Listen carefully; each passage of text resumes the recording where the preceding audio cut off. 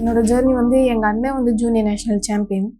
So அவர் win பண்ணிவிட்டு தெருவுலலாம் வந்து பாராட்டுறதை பார்த்துட்டு நானும் வந்து எனக்கும் கேரம்ல இன்ட்ரெஸ்ட் வந்துச்சு அப்போ தான்.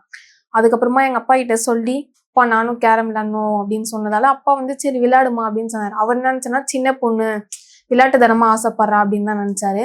சரி எல்லாம் பசங்க சொல்லுவாங்கள்ல எதனா செய்யணுன்னா எனக்கு வேணும் எனக்கு வேணும்னு சொல்லுவாங்க. அது மாதிரி தான் நினச்சேன் நானும். படிப்படியாக பார்த்தா காஜிமா வந்து கொஞ்சம் அதில் ஃபோக்கஸ் ஜாஸ்தியாக பண்ண ஆரம்பிச்சிட்டாங்க. அப்துல் ரஹ்மானோட அவங்க வந்து சேர்ந்து விளையாடும்போது அவங்களுக்கு வந்து சின்ன வயசுலேயே வந்து கொஞ்சம் அந்த மெச்சூரிட்டி கேம் வந்துச்சு. அப்படியே அவங்கள கொண்டு போனோடனே ஃபஸ்ட்டு மேட்ச்லேயே வந்து டிஸ்ட்ரிக்ட் லெவலில் வின் பண்ணாங்க. ஸ்டேட்டில் போயிட்டு ரன்னர் வந்தாங்க. அப்புறமா நேஷ்னல் போனால் நேஷ்னலில் ரன்னர் வந்தாங்க. அவங்க மேலே நம்மளுக்கு கொஞ்சம் நம்பிக்கை ஜாஸ்தி ஆகிடுச்சு. சரி காஜிமாவுக்கும் ட்ரெயின் பண்ணால் நல்ல ஒரு எதிர்காலம் இருக்குது அப்படின்ட்டு நிறைய பேர் சொன்னாங்க. இந்த பொண்ணை விட்றாதீங்க, நல்லா விளாட்றா, நல்ல ஃபோக்கஸ் இருக்குது, நீங்கள் அதே கண்டினியூ பண்ணோன்னே அதை கண்டினியூ பண்ணோன்னே இன்றைக்கி வந்து ஒரு வேர்ல்டு சாம்பியனாக வந்து நிற்கிறாங்க. ஏன்னா வந்து எனக்கு விசாவே 3 times கிடைக்கல எனக்கு. அந்த டைமில் ஃபஸ்ட் டைம் அப்பா தான் வந்தார் மும்பைக்கு. இன்டர்வியூ அங்கே போயிட்டு பயோமெட்ரிக்கு இன்டர்வியூ அவங்க தான் சொல்லிட்டாங்க. அவங்க போயிட்டு என்னாச்சு எனக்கு வந்து ரிஜெக்ட் பண்ணிட்டாங்க. நெக்ஸ்ட்டு சலாட் வந்து திருப்பி 10 daysல நாங்கள் அப்ளை பண்ணி 40,000 எங்கள் அப்பா அங்கங்கே கேட்டு கடன் வாங்கி திருப்பி எனக்காக கட்டி ஹைதராபாத் கூட்டிட்டு போனார். ஹைதராபாத்லேயும் போயிட்டு பயோமெட்ரிக்கு இன்டர்வியூ பண்ணும்போது திருப்பியும் எங்களுக்கு ரிஜெக்ட் ஆயிடுச்சு. ஸோ ரிஜெக்ட் ஆகும்போது அங்கே வந்து அப்பாவும் வந்துட்டாங்க, நானும் வந்துட்டேன். எனக்கு ரொம்ப ஒரு மாதிரி ஆயிடுச்சு. என்னடா இது 10 daysல மேட்ச் கிளம்பணும், நான் இன்னும் 10 daysல இன்டர்வியூ எனக்கு கிடைக்கல, விசாவும் கிடைக்கல. அப்படி சொல்லும்போது எல்லாருமே ப்ரிப்பேர் பண்ணிட்டு இருக்காங்க, கேரம் எல்லாம் அங்கே போகணும், ஊருக்கு போகணும் அப்படின்ற மாதிரி. நான் மட்டும் விசா கிடைக்காம இப்படி சுற்றிட்டு ப்ராக்டிஸ் மட்டும் தான் பண்ணிட்டு இருக்கேன். எங்கள் அப்பா எல்லா வேலையும் பார்த்துட்டு இருந்தார் எனக்காக. அங்கங்கே போய் கேட்குறது, நிறைய ஹெல்ப் கேட்டோம். சில பேர் பண்ணல, சில பேர் பண்ணாங்க. அப்போ வந்து தமிழ்நாடு அசோசியேஷனும் சென்னை அசோசியேஷனும் எங்கள் கூடயே இருந்தாங்க. அவங்களும் ஹெல்ப் பண்ணிட்டு இருந்தாங்க. அதுக்கப்புறமா வந்து 3rd time வந்து எனக்கு திருப்பி சலாட் கிடச்சிது, திருப்பி 40,000 கொடுத்து.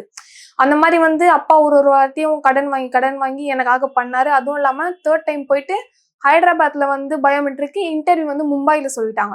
1 day வந்து இங்கே 28 வந்து ஹைதராபாத்ல, 31st வந்து மும்பையில், 2 வந்து எனக்கு அமெரிக்காவுக்கு போகணும், கிளம்பணும். எனக்கு வந்து கோச்சிங் இருக்கு. அந்த மாதிரி எங்கள் அப்பா திருப்பி எனக்காக ஹைதராபாத்துக்கும் ஃப்ளைட்டு மும்பைக்கும் ஃப்ளைட்டு போட்டு என்னை அனுப்பி வச்சு அந்த மாதிரி இன்டர்வியூ அதில் சக்ஸஸ் ஆகிட்டு தான் நான் வேர்ல்டு கப்புக்கே போயிட்டு வந்தேன். அந்த மாதிரி எனக்கு வந்து நிறைய எங்கள் அப்பா வந்து மோட்டிவேட் பண்ணியிருக்காங்க.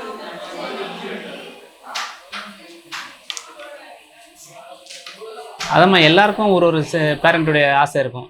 என் பிள்ளைங்க நல்லா படிக்கணும், கலெக்டர் ஆகணும், டாக்டர் ஆகணும் அப்படின்ட்டு. எனக்கு கேரமில் ரொம்ப இன்ட்ரெஸ்ட்டு. அப்புறமா பையன் போயிட்டு நான் டிஸ்ட்ரிக்டில் ஸ்டேட்டில் இருக்குது அப்படி மேட்ச்னு சொன்னோடனே காஜிமாவும் அதை பின்தொடர்ந்து வந்தாங்களே. அப்போ ஏன் அவங்கள வந்து ஒரு வேர்ல்டு சாம்பியன் ஆகக்கூடாது அப்படின்ட்டு அந்த முடிவு எடுத்து நம்ம வந்து விளையாட ஆரம்பித்தாங்க. பார்த்தீங்கன்னா நீங்கள் வந்து அவங்க புக்லேயும் நோட் புக்லேயும் எழுதி வச்சுருப்பாங்க ஐ எம் வேர்ல்டு சாம்பியன். பார்த்தீங்கன்னா கண்ணாடியிலையும் எழுதி வச்சுருப்பாங்க. அதை வந்து படிப்படியாக ஸ்டார்ட் ஆகிட்டு நல்லா தான் போயின்னு இருக்கும்போது அந்த கொரோனா பீரியடு வந்தது.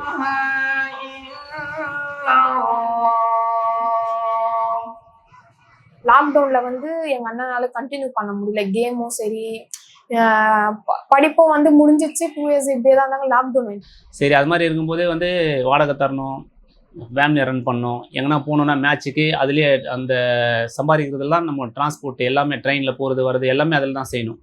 அப்படி இருக்கும்போது ஒருத்தருடைய வருமானம் போதா இருந்துட்டு என்னுடைய பையனுடைய கேமை ஸ்டாப் பண்ணி அவனை வந்து அவன் வேலைக்கு போக ஆரம்பிச்சான். அந்த நேரத்துல நான் சொன்னேன், நான் வந்து உங்க கனவை வந்து நிறைவேற்றுறேன், வேர்ல்ட் கப் வின் பண்றேன்ட்டு தான் நான் எஃபர்ட் போட்டு விளையாடி. Kazima going for the cut, takes a deep breath, going for the cut and the World Cup. மேட்சை வந்து எல்லாரும் சொன்னாங்க, நம்ம கேரம் அகாடமியில் இருக்கிற பசங்க, அந்த கோச்சிங் சென்டரில் பசங்க எல்லாமே நம்ம வந்து டிவியில் பார்க்குறோம், இந்த ஃபைனல்லையும் பார்க்கணும் அப்படின்ட்டு நாங்கள் வந்து ஸ்க்ரீன் போட்டு பார்த்தோம். அது வந்து திருவிழா மாதிரி இருந்தது. அந்த வெற்றி வந்து எங்களுக்கு திருவிழா. And she gets it.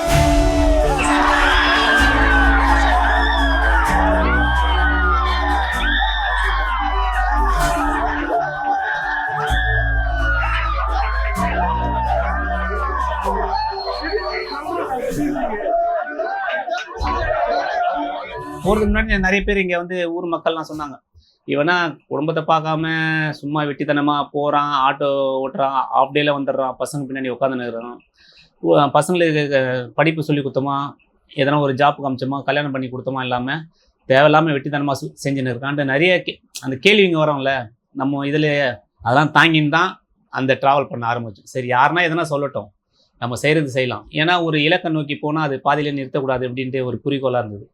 அந்த குறிக்கோள் வந்து சாதனையாக இருக்குது. அது ரொம்ப ஹாப்பியாக இருக்குது. ஆமா, இங்க தெருவுலயே நீங்க பாத்தீங்கன்னா, இப்போ நான் ஃபர்ஸ்ட் விளையாட போகும்போது எங்க அப்பாவும் தான் நிறைய பேசினாங்க. எதுக்கு பொம்பளை பசங்க கேரம்லாம் விளையாடிட்டு, எதுக்கு இந்த மாதிரி ட்ரெஸ் கோட்லாம் போட்டணும், முஸ்லீம்னா எப்படி இருக்கணும்னு தெரியாதா, புர்கா போடணும், அதெல்லாம் எதுவுமே இல்லை, டிஷர்ட் லோயர் போட்டுன்னு அமுச்சு விட்டுறீங்க, நீங்களும் கூடிய சேர்ந்து இந்த மாதிரிலாம் போறீங்கன்ட்டு நிறைய பேசினாங்க. நிறைய சொல்லாம அவரை உள்ளே வச்சுக்கின்னு எங்களுக்குள்ள வந்து அவர் திணிச்சது வின் பண்ணணும், சாதிக்கணும், நம்ம யாருன்ட்டு காட்டணும், அது மட்டும் தான் எங்களுக்கு சொல்லியிருக்காரு.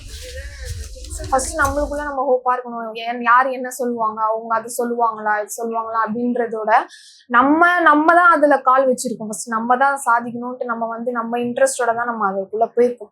அப்படி சொல்லும் போது மத்தவங்க சொல்றாங்கன்னு ஃபர்ஸ்ட் நம்ம எடுத்துக்கூடாது. நம்மளுக்கு என்ன மைண்ட் செட் இருக்கோ அதை மட்டும் தான் நம்ம வந்து எடுத்துக்கணும். ஏன்னா நிறைய பேர் என்ன சொல்றாங்கன்னா, போகும்போதே என்ன சொல்றாங்கன்னா, எதுக்கு தேவையில்லாத இதெல்லாம், பொண்ணுனா படிக்கணும், கல்யாணம் பண்ணிட்டு போயிடணும் அப்படின்னு தான் பாக்குறாங்க. பட் ஆனா சாதிச்சா லைஃப் எப்படி இருக்கும்ட்டு நிறைய பேருக்கு இன்னும் தெரியல. கேரம் பொறுத்த வரைக்கும் கேரம் வந்து ஸ்லம் கேம் அப்படின்ட்டு தான் பேர். நீங்க பாத்தீங்கன்னா அப்படிதான் சொல்லுவாங்க. வட சென்னையில மட்டும் தான் விளையாடுவாங்க, ரவுடி மட்டும் தான் விளையாடுவாங்க. ரவுடி விளையாடுற கேம் இல்லை, அதனால தான் நாங்க வேர்ல்ட் சாம்பியன் ஆயிருக்கோம். கேரமும் வந்து ஒரு வேர்ல்ட் லெவல்ல போயிருக்குன்னா, இப்போ டெப்டி சிஎம் சார் வந்து நிறைய ஹெல்ப் பண்ணிட்டு இருக்காங்க. இப்போ பாத்தீங்கன்னா இதுக்கு முன்னாடிலாம் வந்து யாரும் ஹெல்ப் பண்ணல. டெப்டி சிஎம் சார் வந்தோடனே நாங்க ஒரு ஹெல்ப் தான் கேட்டோம். சார் இந்த மாதிரி வந்து நாங்க வேர்ல்ட் கப் போறோம், எங்களுக்கு வந்து போறதுக்கான வாய்ப்பு கிடைச்சிருக்கு, எங்களுக்கு வந்து உதவி பண்ணுங்க. ஒன் டே கூட அவங்கள கூப்பிட்டு 1.5 லட்சம் ரூபாய் கொடுத்துட்டாங்க. என் கூட வந்த 3 பேருக்கும் சேர்த்து 1.5 லட்சம் ரூபாய் கொடுத்து அனுப்பியிருக்காங்க. இந்த 1 crore வந்து நாங்க என்ன பண்ணோம்னா, அப்பா வந்து நிறைய கடன், ஏன்னா ஒரு ஊருக்கு போகும்போதும் அந்த கடன் இருக்கு பாத்தீங்களா, அது எல்லாமே அடிக்கிறதுக்கே பாதி போயிடுச்சு. ஸோ இன்னும் பாதியில வந்து நாங்க வீடு வாங்கலான்ட்டு இருக்கோம். ஸோ இப்போ வந்து அப்பாவுக்கு வந்து ஒரு வீடு கிஃப்ட் பண்ணலான்னு இருக்கேன் நான். ஏன் இந்த ஏரியாலயே வீடு வாங்கணும்னு நினைக்கிறீங்க? ஏன்னா இந்த ஏரியால தானே எங்களை பேசினாங்க. எப்படின்னு பாத்தீங்கன்னா, இப்போ வந்து எங்க அப்பா வந்து இங்கதான் கேட்டாங்க, எதுக்கு உங்க பொண்ணு பின்னாடி சுத்திட்டு இருக்க, பொண்ணு பின்னாடி சுத்தி என்ன கிடைக்கும்னு கேட்டாங்க. இந்த இடத்துல வந்து நம்ம வீடு வாங்கிட்டா தெரியும்ல பொண்ணு பின்னாடி போய் என்ன பண்ணாங்க அப்படின்ட்டு. ஸோ சாதிச்சது இங்கதான். ஸோ இங்கேயே வீடு வாங்கி இங்கேயே இருக்கணும்ன்றதான் எங்களோட எய்ம். ஸோ அதனாலதான் அப்பாவோட ஆசையை வந்து இங்கேயே நிறைவேற்றணுன்றதுக்காக தான் இங்கேயே வீடு வாங்குறோம் நாங்க. இப்போ எல்லாருமே இப்ப என்ன பேசுறாங்கன்னா, பொண்ணு வந்து வேர்ல்ட் கப் வின் பண்ணிச்சுப்பா, பெரிய ஆளா இப்போ ஆயிட்டாங்க. இப்போ வந்து யாரெல்லாம் அப்பா பின்னாடி பேசுறாங்களோ வந்தாலும் ஏந்து நின்று சல்யூட் பண்ற அளவுக்கு இந்த தெருவில் ஆயிருக்கு சொல்லும் போது அப்பாவை இப்படிதான் பார்க்கணும்னு நான் நினைச்சேன். ஸோ இது வந்து இப்போ ஃபுல்ஃபில்லா இருக்கு.